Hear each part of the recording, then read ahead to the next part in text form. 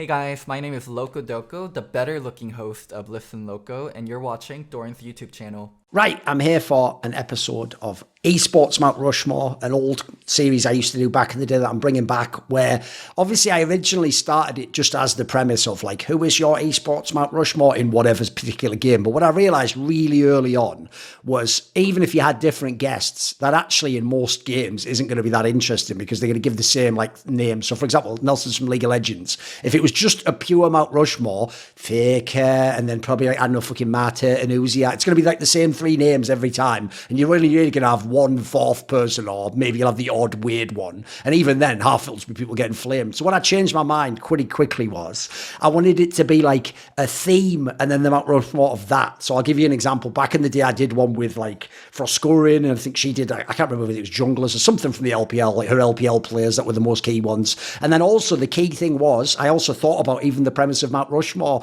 which is when we do Mount Rushmore in games, usually we actually just mean the four best players ever. But actually, that's not even what Mount Rushmore is if people don't know. Really, it's more like, I mean, this would be the theme people would say Mount Rushmore is. It's actually supposed to be like the most iconic of the American presidents, or the ones that maybe like influenced the way the country went. It might not even be the four best. Obviously, that's debatable, isn't it? So one of the things I ask now is that the guest comes with their own theme as to what it is. So for Nelson, obviously, a long-time aficionado of the LPL, he's even worked in there. Now he works for XL as an assistant in LEC. I asked him what his theme would be. So your theme for this one is an interesting one because, again, it isn't the best. It's the four players or figures, crucially figures, we'll find out as we go. And I don't know the names he's going to pick yet. It's the four figures that influenced how teams like build out squads and how they make their team best. It's not just the four best players or the four like most winningest players or anything, right?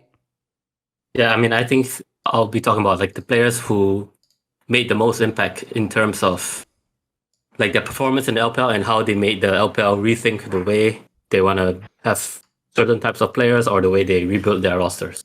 Okay, so start us off then. What is the first name? Who are we going with first?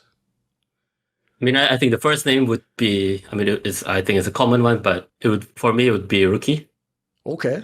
Yeah, I think, I'm pretty sure everyone knows about Rookie, but I probably think, is the best player to ever play in the LPL, right? I mean, I would say like at his peak, he would probably be top 3 for sure. Top 3 with, the usual names, Faker, Uzia. But I think Rookie is up there. And I think the special thing about him is he's used to be like a one-man team, one-man army, which I'm not sure if Faker had any success doing so in his own teams, because I would say maybe except for 1 or 2 years, Faker, at least he always had a decent team. But for Rookie, so many years he had to play like 1v5, 2v5.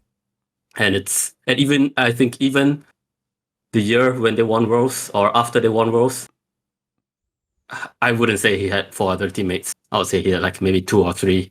No, a lot of people don't know that. Like, even though IG dropped off, and even in V5 they've had their failures, oftentimes Rookie actually was amazing. It's just that the team fell apart in the regionals or shit the bed in the summer split, etc. after looking good at times. So tell me this then. People know Rookie the player, but how did he influence how the LPL brings players in or builds around players? I think he was the first one who, yes, he was extremely good in lane, extremely oppressive. I think more, I would say like for the Western audience, most of them you would think of like, was similar to Larson, but with a bigger champion pool. And he doesn't always play with the support of his teammates. There's a difference between him and I would say like Larson, right? Because Larson has a very lane oppressive style, but he has a lot of support from his teammates, but Rookie doesn't always have it, and he plays accordingly for like maximum pressure against the enemy mid laner, and of course the enemy jungler as well, where he always positions himself where it looks like you can gank him, but actually he has everything like planned out a few steps ahead, which is extremely special. And I think after they won Worlds, I think everyone started to look to, I think him and Deshai had the biggest impact on the scene, and everyone wanted like mechanically strong, extremely good laning players after IG won Worlds. Okay. Can you give us like some examples? What types of players do you think came in the wake of Rookie in this sense? Yeah, I mean, for sure it's like Knight. Knight is one. I would say like Crying is one, and at the very early parts of his career, but his champion pool was very limited. And the rest, I think they are not as, how would I say, they are not as impressive. I mean, there's like Angel, but I think the other mid laners are not as impressive or oppressive as Rookie is. I think Knight is the closest one, but Knight's like game sense or understanding of the entire map is very lacking. While Yes. Rookie, I think I would say he is experienced enough, or he's used to having not the best teammates, and he knows how to just take over the whole map with his own lead. And I believe you guys can see, I think it was 2019 Worlds, where he solo killed Jensen and just took over the whole map in group stage. And from my own from my own personal experiences as well, like even in scrims, his whole team can be crumbling, and he will still drag them across the finish line. I think this guy is he's a good role model. He never blames his teammates. He always takes the responsibility, even though it's not his fault. I would say 99% is not his fault, but he just sucks it up for a team, and he always has a good work ethic. So I believe he belongs at the top as one of the most iconic players. Yeah, the funny thing is, I actually think I could draw a parallel in CSGO with Simple, because they have a very similar story, which is that they were just like the best player, even when their team wasn't the best. They had to what made them masters of the game, I know this will sound counterintuitive to a fan, is the fact that their teammates were often so lacking. Because as you're saying, like if you have a jungler who's just useless for a whole split, you essentially have to learn how to jungle as a fucking mid laner and figure out, like, where do I help this guy? Where do I cut off things? Where do I trick the other mid laner? I think the actual jungler is going to do a gank now. You have to do, so basically Simple did the same things in CSGO.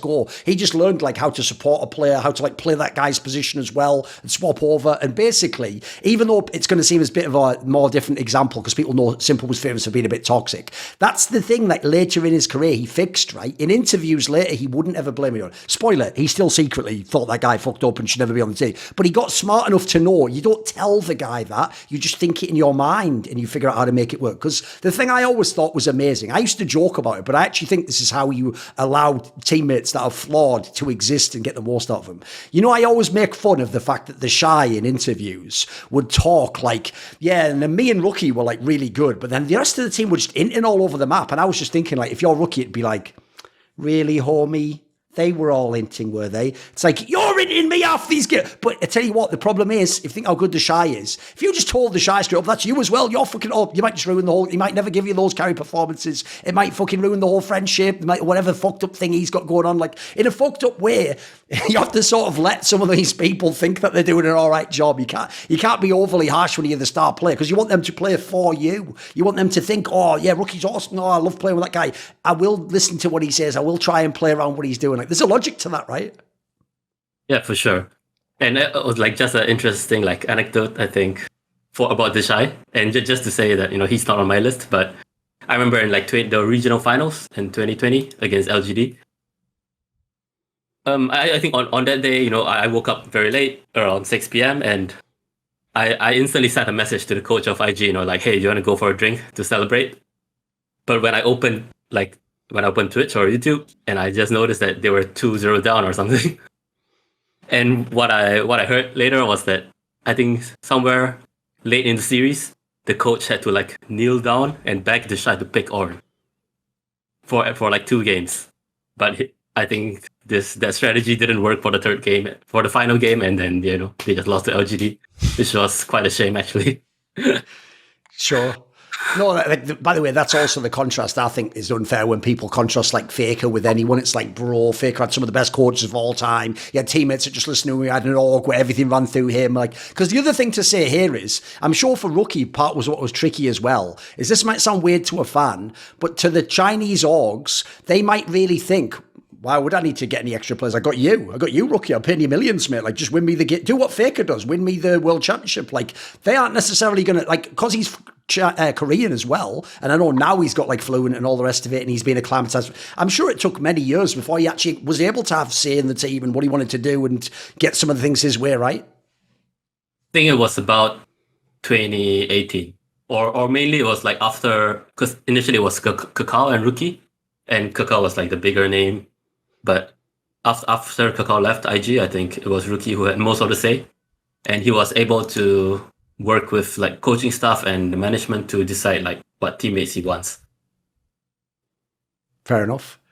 By the way, one thing I'll also say about Rookie as a player as well is this is how you know he did like become a master of the game, not just an amazing mid laner, a master of League of Legends. Mate, you can go look at some of those old lineups. Dude, people think like he had the Shy his whole career or something, or he had like fucking Jackie Love. Bro, you should go and look at those early years, some of the players that played with him. Like, it's like that thing they say about Michael Jordan. If you know this, but Michael Jordan only had something mental like 4 teammates ever that became Hall of Famers, which is like, what? Like, you know, other players have had like 10, 50. Like, it's like that with Rookie, mate. If you go back and look, the joke is it'd be quicker to just name the players who were really good that played with him. We could do it on one hand, probably. I think, I mean, you can just look at like 2020, where the Shy was like super inconsistent, and they had, you know, they had so jungler, but I think IG has one of the worst bot lanes in professional League of Legends. Yeah, I think the bot lane, if I had to rank amongst all the regions, they would be somewhere stuck around the bottom with the NA bot laners. It was a really horrible bot lane, probably the worst in the LPL, and they managed to get fifth place. Yeah, I think fifth place because they lost to LGD for the 4th seed at Rose, and that was such a shame. I think he was trying to drag 3.5 corpses sometimes, and it was very close for him. Yes. Okay, so obviously Rookie was a big name. People might have guessed you might be doing. Who were coming out the gate with next? Who's the second player? I think the next player, even though it was like for a short time, and he had a like resurgence 2 years ago, but I would say it's SOFM. Ooh, so this is quite a controversial one, right? Because people will know, obviously, he is like an import player for a start off. He's not a Chinese player. And also, it's funny because until that Worlds, dude, that 2020 Worlds, if people don't know, like, people who had an eye for the game knew he was good, but everyone thought this guy was a meme. Like, it was all just like, wow, he's doing crazy, wacky jungling. What the fuck's he doing? But, like, he obviously has his own style of play, right? Yeah, I mean, I've personally worked with him. I think he's a player who is very affected by his confidence. But I think at his peak, and especially when he just joined, when he didn't understand Chinese and didn't know what his teammates were saying, I think his first few games, he just completely destroyed everyone.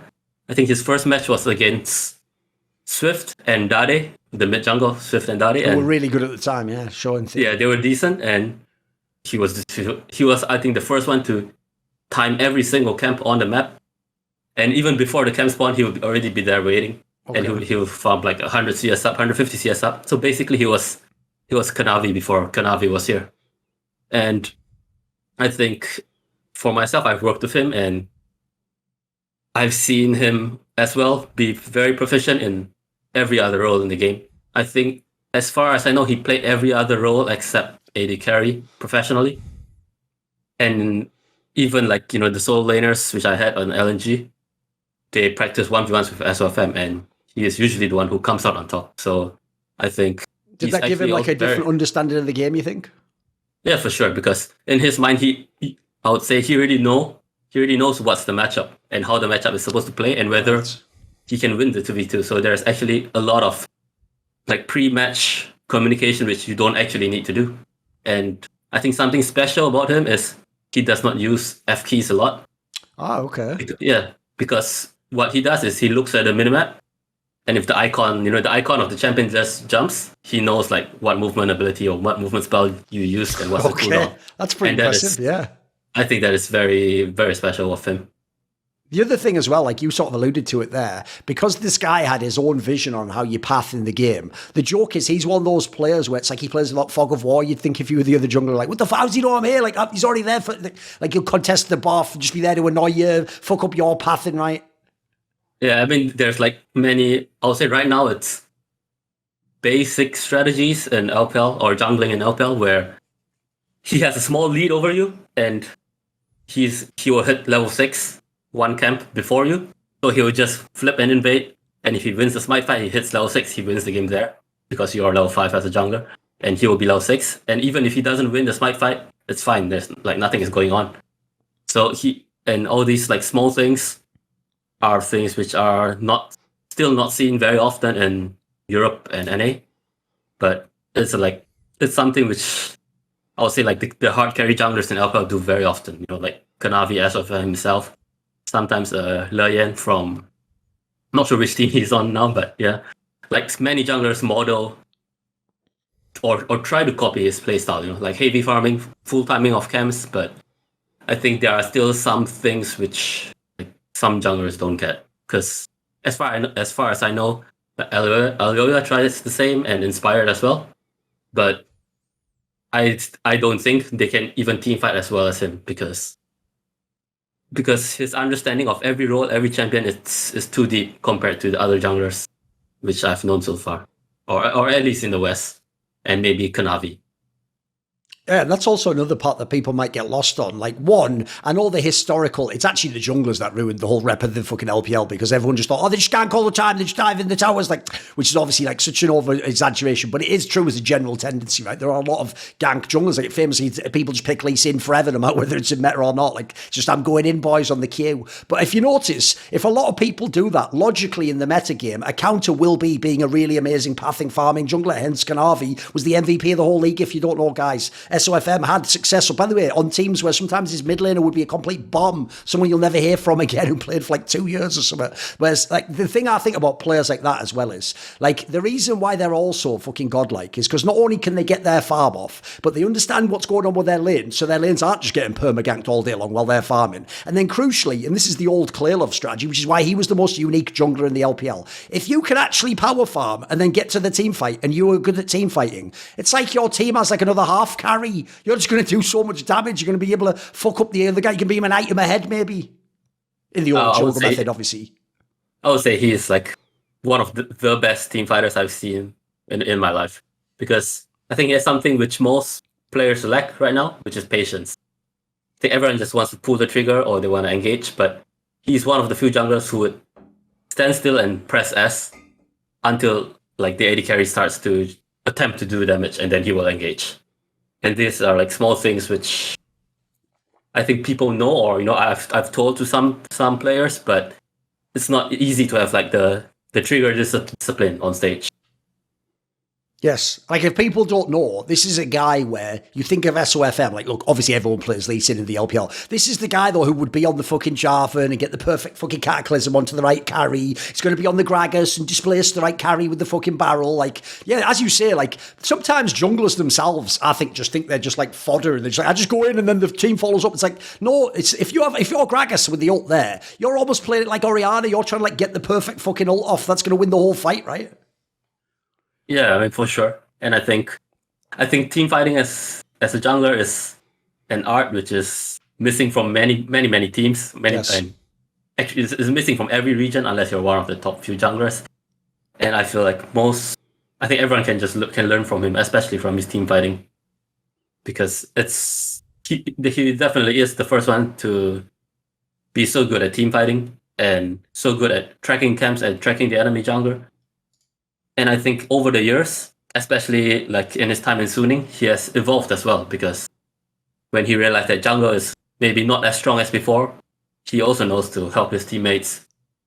And, you know, or in Chinese they would say he knows how to be a good dog, good dog jungler as well. There you go. But I think recently, or, you know, right now, if you see him like over farming camps, it's usually because there's something wrong with the team. So that is something which he would default to. Yeah, well, as I said, we're also picking a player here who I know fans, because of the one Suning run ever, are going to be like, he was on a good team. It's like, no, the joke is that was the only tournament they were ever fucking good at, guys. Like, they were never in a final. He was never in an LPL final. Like, he's actually also had a pretty hard career in terms of the teams he's gone to, right? Yeah, I mean, he was on LNG or, you know, on Snake for, I would say, 4 years. And then I would say that was a low budget team. Until he left, it was a low budget team, and they really did not have any pieces except for a Flandre. And I think that was the only good piece they had. And the other pieces around him were not, I would say, not very good. Even in his most successful run, where I think we reached the top 6 in 2019 summer, he had 3 players who next split or 1 year later, they have retired. And I think the only player playing right now at the highest level is Flandre. So I would say he did not have the best of luck with teammates, but for sure, right now he has slightly better team, but I would say they are quite eccentric as well. Oh, of course, yeah. Right across the board, almost every player, if you don't know, they're all weird players. Like, what about, who is the next name that you're going to pick? Who's number 3? I would say it's Xiaohu. Okay.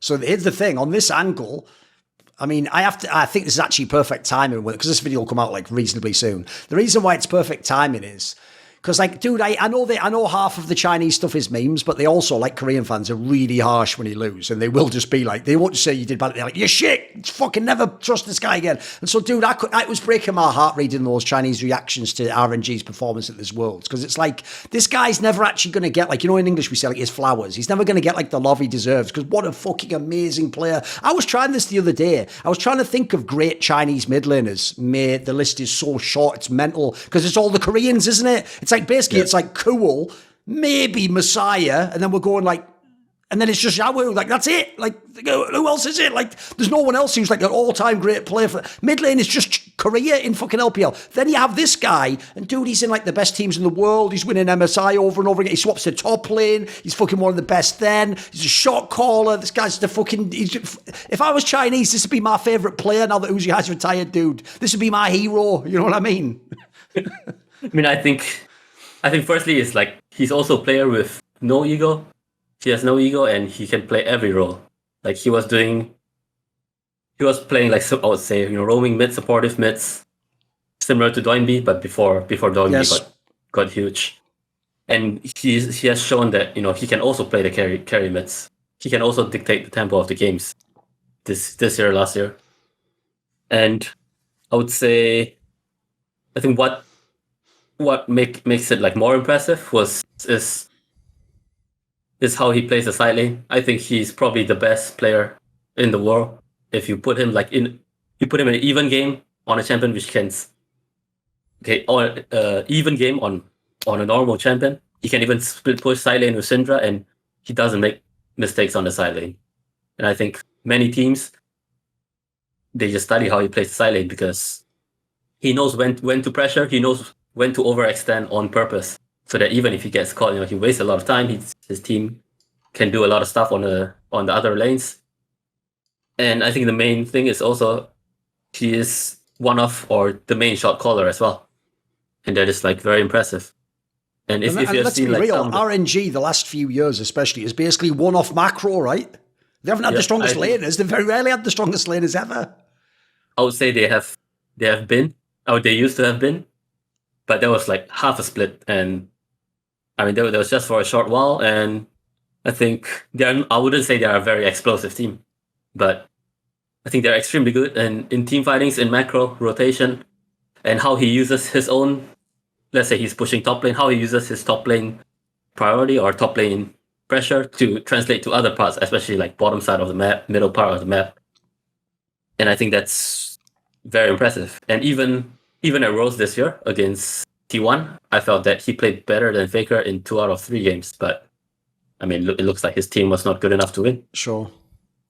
One thing I would also say is he's another player I think the narrative's doomed, because there's 2 narratives. One, he never does that well at Worlds. Like, spoiler, look at his teams. Like, the joke is, how are they even getting these MSIs to win them? How are they even at fucking Worlds? Like, if you know how hard the LPL is, they shouldn't even be in some of these Worlds. His team should probably be like 5th. It wasn't for him. And then the other thing I'd say is this, the other narrative that killed his career, in my opinion, was everyone thinks like, it was all just protect Uzi. It was raise the puppy. It was for protect one burning out 5G in Dota 2. Like, they think that, right? So what they think that means is that everyone else sucked. What they don't understand is, like, he plays mid lane, guys, the most impactful role in League of Legends. How could you be the best team in the world if your mid laner sucks? That's never happened ever. How could you be the team that wins the LPL and goes to Worlds and wins MSI if your mid lane? You can't. Like, the joke is, as all the other roles, I usually think it is overrated when you're like, the other guy beat him. It's like, if you actually are just straight up beating up like Showmaker, Faker, just on landing, like, best of fight, you're a god. Like, you might not be the best laner, but you are a god.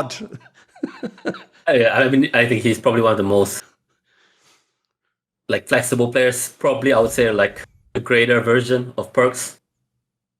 And I mean, he's not as impressive. And if you ask other mid laners, you know, they'll say, yeah, he's not very impressive. But I think he knows the perfect balance by in terms of like laning and being selfless and trying to help his team. I think this is something which is, it's not easy to teach for sure. And he needs a player with like no ego, or a player who is like very realistic about his team's level and what he needs to do to win, or a player who wants to win and wants to win the right way, I would say, instead of their own way.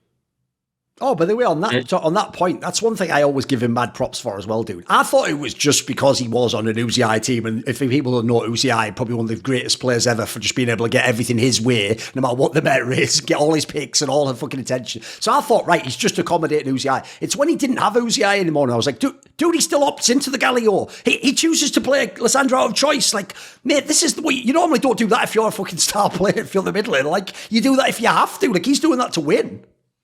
I mean, I think for him, he kind of struggled a little bit first year when Uzi left, and from what I know, because I spoke with their coach Stake, it was like after Shahu worked with Uzi for so many years, basically you get lulled into a sense of security because Uzi is so good that he can 1v5.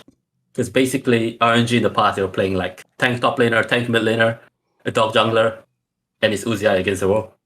And for him to, I would say, readapt, where every single game he doesn't actually need to do damage to win for 3 years, and now he's also has to be one of the highest damage dealers. I think it's not an easy transition to make, and he managed to do it in like 1 year. So I think it's very impressive for him. Because if you remember, he had a roster with the last year of Uzi's like career in RNG. He had Blanc X, who was, I would say, one very questionable that year, yeah. Yeah, very questionable year, and they went out in groups. And then the year after, they had Betty, who was, I would say, an average AD carry, and the jungler, which is XLB, which is V5's jungler right now, who was very fresh, very new player. And the top laner is called New, who is, I mean, he's just a bad player. And they couldn't even make playoffs that year. So after that, he managed to, I would say, find his form again, find his confidence to lead the team again, and I think that's something to be impressed with. Right. Obviously, just like this is also why the Perks analogy is a good one. He obviously managed to role swap to another actual fucking carry role and be really good. Like, that's another example of where, like, when he switched to the top lane, right? Again, people were going to look at it. And it's not like he was like smash the lane all the time, but it's like his understanding even from top lane of what you could do on the map was ridiculous. And I always used to think the pick that gave it away was obviously his classic Lucian pick. Because, dude, he kept picking that when it was a fucking mid lane champion or people were playing at ADC again. He just kept taking it top. Because if he just got that pick, he could just do things other people couldn't do, right? Yeah, I mean, I think Lucian is one of the picks, but I think or the one which gives me like the deepest impression was when he was playing like Syndra against Gnar in top lane. That was disgusting, I think. Because I think it's very clear, like mid laners, they are generally the most skilled player on the roster. Yes. And for him to be able to pull out these champions in the top lane where I'm 100% sure, the enemy top laner they have never seen this like bullshit before. And actually, in my mind, I thought that was going to be the future of League of Legends, where every champion can be flexed into every role. But I still think there are maybe the players or maybe other players are not as flexible. But yeah, I think maybe in a few years we will reach that point where we could play like mid lane champs in every lane again. I mean, the sad thing is, if people don't know, not only did G2 do it, but I've heard, if you even saw that summary of the voice of Yamato, where Yamato told all the story, Fnatic, Wonder wanted to do this with a bunch of mid lane champions. It's just that they couldn't pick them because of the way they had to draft and for other people. So if you don't, I agree with you. I even thought, dude, that the real lesson everyone would learn from like RNG and G2 was like actually what you want in the future. This will sound mad to plebs, but I wasn't joking when I made that mean tweet, like, just get Xiaohu to play top lane in top esports. Like, the joke is, I would actually have my solo laners just be 2 fucking mid laners, dude, and I would just flex between, and I would just have them. Like, it could work. It could actually be like a revolution, right? I mean, I would just let just get Xiao, Rookie, Knight, 3 of them play the 3 carry roles. Okay, there you go. Because what's mad is, again, you could even change the champions. Like, then you could even play mage bot lane if you want. If you're that good, you're gonna win lane, right? Yeah, for sure. I think if especially mid laners who can play bot lane, that is even more broken because not to be mean, but I think like bot laners in general are like the most limited in terms of knowledge of other champs. Oh, for sure. So like a good mid laner who can play AD carries and is proficient on his champs, like for sure he is. They'll just abuse everyone. I mean, Perk's shown it before in Europe. By the way, you touched on it earlier, but like a trend obviously happened at this Worlds with Faker saying about RNG before they played, right? The trend in Zhao career as well is like, dude, this is where you know the people who understand like macro concepts and more than just like raw laning and like, wow, the damage chart, look at this. The way you know that, and that some pro players, dude, aren't even thinking that way, is how many times have I seen Zhao and Doinby to have some fucking Korean player who was technically more skilled than them, or like the classic example was Nemesis, if you remember that one, just sort of be like, this guy isn't even that good. It's like, well, the joke is you just don't know how he beat you. He did beat you, he just went and beat you right after that, but your brain, it doesn't make sense because he's doing more than just the raw position mid lane. He's playing the game of League of Legends. He's playing the map. I mean, it's something which we noticed, or me and Nuke, what we noticed this year when we went to bootcamp was that I think like the playstyle in Asia is very team, or for mid lane is very team based. So everyone is just push and move or try to stop you from pushing and then push out and move and help the team. While for EU, I think everyone is trying to be Larson, where they go for maximum punishment. They want to punish you in lane. They want the game to be a 1v1 or 3v1 in their favor, and they just destroy you.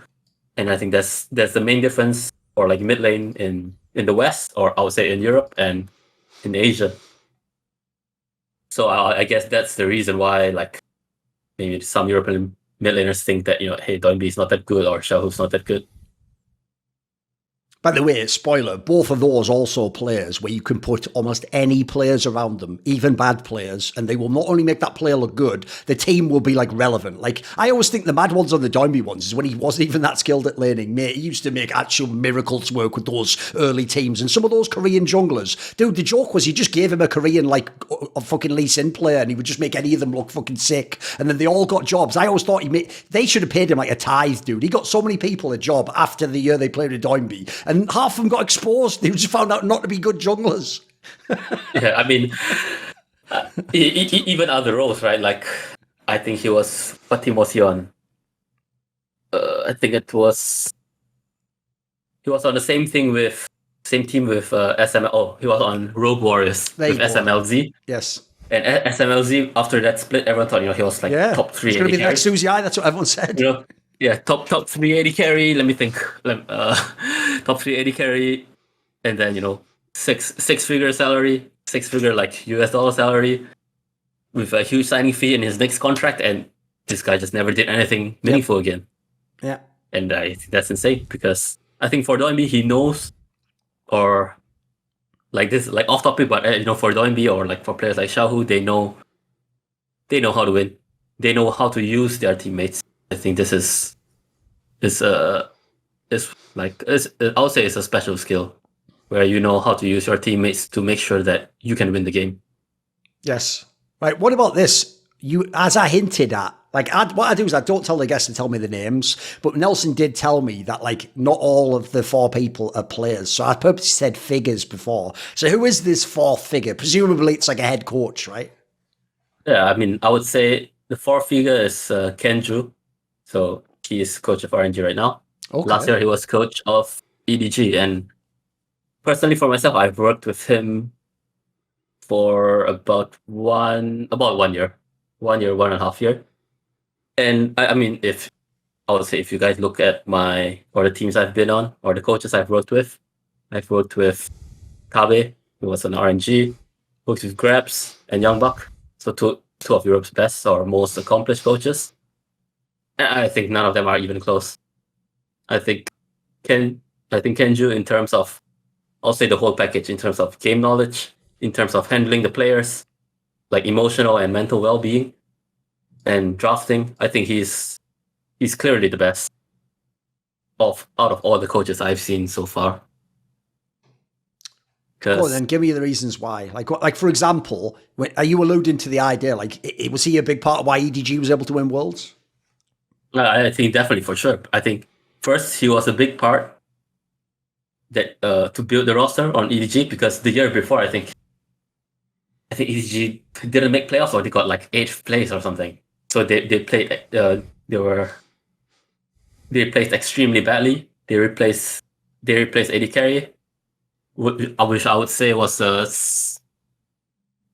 upgrade, but it's not as big of an upgrade. You know, it was the AD before was Hope, and they changed to Viper, and you know, Hope is decent as well. Sure. But main thing was like top lane. They changed top lane to Flandre because he knew that EDG needed a player who could short call for the whole team. And even though I know for sure in his mind, he knows Flandre is not the best player individually. Of course, yeah. But yeah, for sure. But he knew exactly what EDG needed because I know that his favorite top laner is Brief, but EDG could have gotten Brief, but they didn't choose to. They got Flandre instead because he knew exactly what they needed. And when I worked with him, I think he would spend a lot of time, especially on new rosters, he would spend a lot of time watching VODs, of scrims, previous games, to actually like identify what type of player he has, whether you know this guy more suited to be like big carry, or let's see like a supportive mid laner. And then he also has like many different ideas in drafting, especially in best of series. And I think first, like coaching or drafting, especially in LPL, is a lot different because I would say there's no, I think first coaching or even like scrimming, practicing in scrims, there is no guarantee that your scrim info will not get leaked. Right. So you have to practice in a way where you don't want it to be known, or you basically you can't practice. Maybe I'll say you can't practice the exact 5 champs you want to play on stage tomorrow, because there's always a chance there's a scrim leak somewhere. I think that's one of the skills where, you know, I had to learn when I just went to LPL, and then drafting in terms of, he's one of the first few coaches where he drafted around the amount of mobility you have in your team comp, which is something which I'm pretty sure no one heard of in the West. Like how many champions in Chinese we would say, how many champions can play by themselves or independently without any help in a team fight. So I mean, such champions are like, you know, Kaisa or Ezreal. Those are champs which you can play by yourself. You don't need any support because they have a lot of mobility. Or in which champs need support, need blockers for their teams.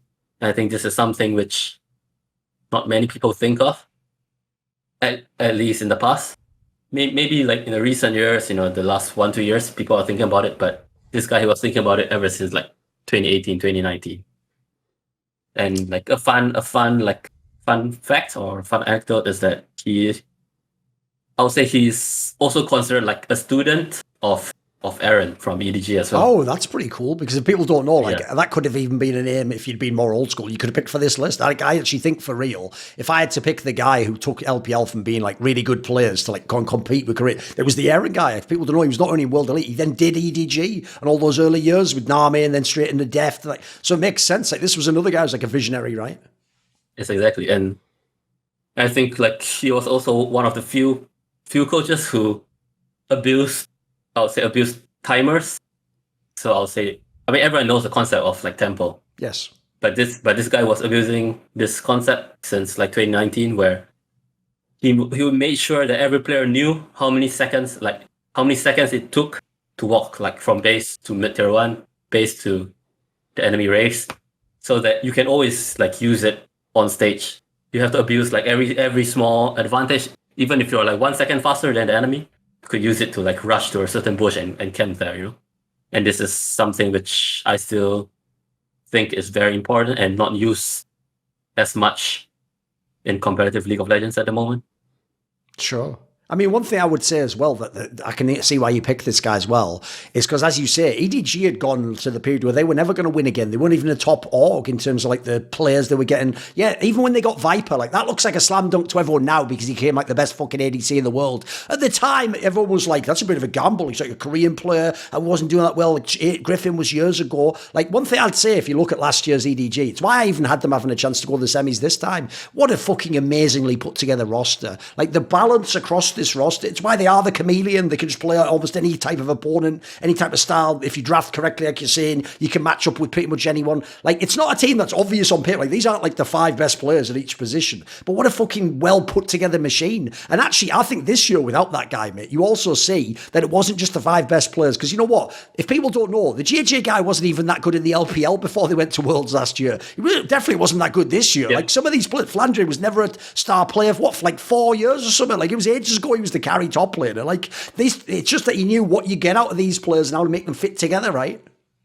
I think, like, when he joined EDG, I mean, of course, right? I knew Viper was good, but Viper had a bad year, if I'm not wrong, on HLE. Mako had really bad year. Scott was playing well, but could not carry the games. And I thought JJ was an Olaf Jarvan 2 trick, and I didn't expect them to be able to win Worlds in their and win Summer as well. So this guy, he just basically spent 1 year and won Worlds with, I would say, not even the most talented team, because he didn't have the best mid or jungle or top. And I wouldn't even say he had the best support, because in my mind, I think Ming is better, but he managed to make it work. And I would also say he's the first coach, like, from LPL to win Worlds and MSI. And for me, like, the other coaches, and with different teams, that's pretty good. Yep, and different teams, and that's impressive. And the other coaches who have won it before, there have always been some caveats or some information, behind the scenes where maybe it's more player driven. Right. But for him, I know for sure it's not player driven, because even looking at the roster moves this year, like, he signed Brief, and this was a player I knew he wanted to get like 3 years ago. Yes. So it was very clear he has, like, the absolute control. And by the way, what a great, I know it didn't like work out as well as they thought it was, but what a great upgrade. Like, they managed to get just enough out of Bin to win MSI, and then they upgraded it right at the perfect time, got an even better top laner in. By the way, he's one of those fuckers that was doing all the Fiora shit you've heard about in the LPL if you're some Western fan. Like, this gave them another carry threat in a team that actually, didn't have the best laners. I'd also say as well, if you look at them as a team, like, the other thing is as well, it's not insignificant that he is Chinese. Like, the people who've had a lot of success in the LPL, aside from people like Aaron, is like the Korean coaches. Well, spoiler, they just have their Korean star player mid laner, and they just talk to him and go like, right, we're going to run the team like this, so like, you're going to carry every game. Like, that's some of that's like, they've got the cheat code, haven't they? Or you go with all the LMS guys, like all the guys that came over and changed the style of the team. So actually, to be a Chinese coach and do this is also very significant. Yeah, I mean, I think for sure it's very hard, because there have been like many trends in China. So initially the trend was, getting Korean coaches, then after it's getting LMS coaches. There was never a trend existing where, I have to get a Chinese coach, Yes. But I believe he's the one who had the best results, and I would say, is like who paved the way for future Chinese coaches as well, which I think is what LPL is moving towards right now. Yeah. And I think even like the only coach who I would say is close to him is Homie from JDG. But I think his roots are from LC. So yes. So I would say people they don't like him as much, I would say. This video was kindly supported by Ahmed Hadjou, Hades GOUD, Matt Pugnatio Rajcula, Animosity, Butt Pounder 420, Jensen Goh, Kovacevicd, Ord, Tobias Bernasconi, Tosh, Thooorin, and as always, special thanks goes out to my main man, Jerky's Minion. Would you like to suggest a topic or a guest for my upcoming content? Maybe you want to ask a question in my monthly AMA. Would you like teasers to find out who the guests are for upcoming interviews and shows? Maybe you want to take part in one of those lengthy esports discussions with me that can go all over the place. Well, if so, put your money where your mouth is and join the Scrilluminati today, where in the description box below, there's a Patreon link.